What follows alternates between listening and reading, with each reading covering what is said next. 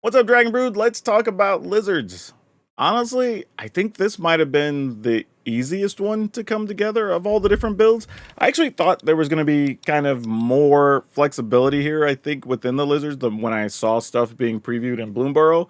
But what I realize is you're kind of trying to be very narrow and very efficient. Just do a bunch of stuff that's constantly dealing damage and being a nuisance to your opponent with your menace creatures, growing your things as they hit the battlefield. This is a deck that basically just doesn't want to get too tricky. You just want to do what you're trying to do, be as efficient as possible. And I don't know if there's really a long game option here, but there is an interesting thing I want to point out when we get to it. So stick with me here because I think you might be surprised. But we're going to start with Fireglass Mentor. It's a 2-mana 2/1 at the beginning of your second main phase. If an opponent lost life this turn, exile the top 2 cards of your library, choose one of them, and until end of turn you can play that card. This is big as just a way to keep going through cards. And we have a lot of cheap creatures that kind of compound on each other, doing extra damage each turn and whatever. So this could be one of the better cards in the deck. Now, Flamecash Gecko is a 2-mana 2/2. When it enters, if an opponent lost life this turn, you add a black and a red. You can also pay 1 and a red, you can discard a card, you can draw a card. This card's cute because if you have multiple of these in hand, and let's say you get in for a point, 2 points, or maybe you have something that steals a damage during your turn, whatever. Well, now you just get multiple creatures for that same 2 mana because it enters play, gives you 2 mana, you can cast the next one, gives you 2 mana, maybe even play something else. And the fact that it gives you a black and a red means any of your 2 mana things you're going to be able to play right behind this, which is super sweet. And just late game, every land basically having every land having cycling is actually pretty good too. So hard to complain about this. Now, Gev, you kind of want a lot of these. Even though it is legendary, this is one of the better lords we've probably seen for any of the creature types in a long time. First, it's a 2-mana 3/2, so it's bigger than the 1/1s and 2/2s you normally get. It has ward, pay 2 life. So even if your opponent kills it, they're doing you the favor of losing life so that you can trigger your other lizards, right? And then other creatures you control enter the battlefield with an additional +1/+1 counter on them for each opponent who lost life this turn. Obviously, we only have a 1v1, but that just means every single card is going to get an additional counter on it. And then if you cast a lizard, then it deals a damage to target opponent. Which, what this basically says is, if this is on the battlefield, you play a lizard, your opponent takes a point. When it comes into the battlefield, your opponent has now lost life, so it's coming in with a +1/+1. So basically, Greb says all of your lizards now get a +1/+1 when you cast them and deal a damage to your opponent. This guy's really good. So yeah, don't undersell this card. If you're playing lizards, you definitely want to be playing 4 of this. Now, this is an interesting one, right? Because I noticed something when going through the lizards. And let's just take a quick step back and look at these. There's a warlock. There's another warlock. There's a mercenary. This card's a rogue. Well, what Hellspur Posse Boss does, one, it gives us a decent card on the upper end because we really don't have any big lizards that are worth playing. But this is a 2/4. Other outlaws you control have haste. And what outlaws include? Assassins, which we'll have in the deck. Mercenaries, which we'll have. Pirates, nah. But rogues and warlocks are all outlaws. So that means this gives all of our creatures haste, which is pretty cool. And coincidentally, this puts 2 other mercenaries onto the battlefield.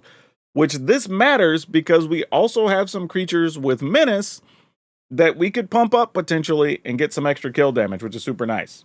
And because this guy's a lizard, if you already have Gev, then you go ahead and play this Posse Boss. You're getting a 3/5 and 2 2/2s for 4 mana, right? Like this is pretty cool. Hired Claw. This is a 1/2 for 1. All right, nothing crazy. But when you attack with 1 or more lizards, this deals a damage to target opponent. So if any lizard attacks, your opponent takes 1, which obviously triggers your stuff for them losing life. And then you can pay a colorless and a red, put a +1/+1 counter on it, activate only if your opponent lost life this turn and only once each turn. So at any point your opponent loses life, you can pay 2, pump this up. This is actually a quality card all around. It's kind of quirky, not flashy, but it gets the job done. Iridescent Vine Lasher. This is another fun one because, again, we're talking about just nickel and diming your opponent the whole time, right? So now whenever you have a land enter the battlefield, you get to deal damage to your opponent. But I like the fact that this has Offspring too, because again, you cast a creature with Gav out. Well, now this is going to be a 2/3. The other token's going to be a 2/2. You play a land, your opponent loses 2 life, right? You can see how this deck works. There's just a bunch of little like nick the whole time. But this also means that once your opponents get like under 6 life or so, they're going to have to be in panic mode because so many things just deal incidental damage. Coincidentally, another guy that happens to be a lizard is Laughing Jasper Flint. Now, I will say this about this card. It doesn't fuel the other things, right? It's not doing damage to your opponent or any of that stuff. But creatures you control but don't own are mercenaries. So it means anything you steal will also be a mercenary to contribute to this card, saying at the beginning of your upkeep, exile the top deck cards, X cards your opponent's library, where X is the number of outlaws you control, which is basically all of our creatures. And then you can play those cards until the end of the turn. Now, the best part about this is it's still a 4/3 creature, even if nothing else. And even by itself, you're still getting 1 card from the opponent each time. So if you don't think you're going to have anything worthwhile with some small creature, you at least can see what they have and hopefully get to take advantage of it. So really, between this and the Hellspur Posse Boss, we're giving the deck just a little bit more reach just in case those incremental points of damage aren't enough here. And then Valley Flamecaller. It's a 3 mana 3/3.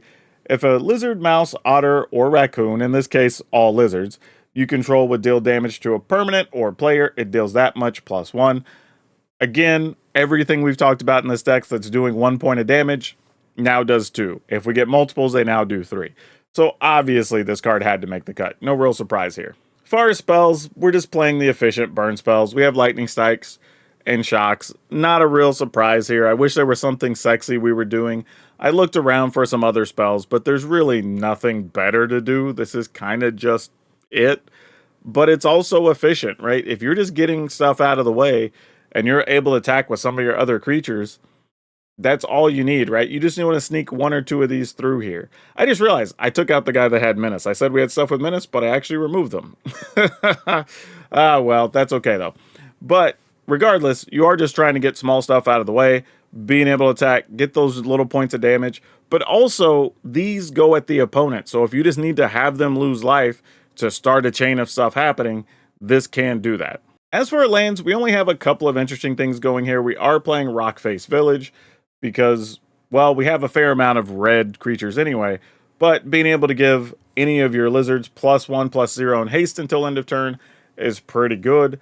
It does target one, so it's not all of them. But even then, it basically says you can have something have kicker of 1 red, get +1/+0 in haste. So no surprise there. That's just a really good card.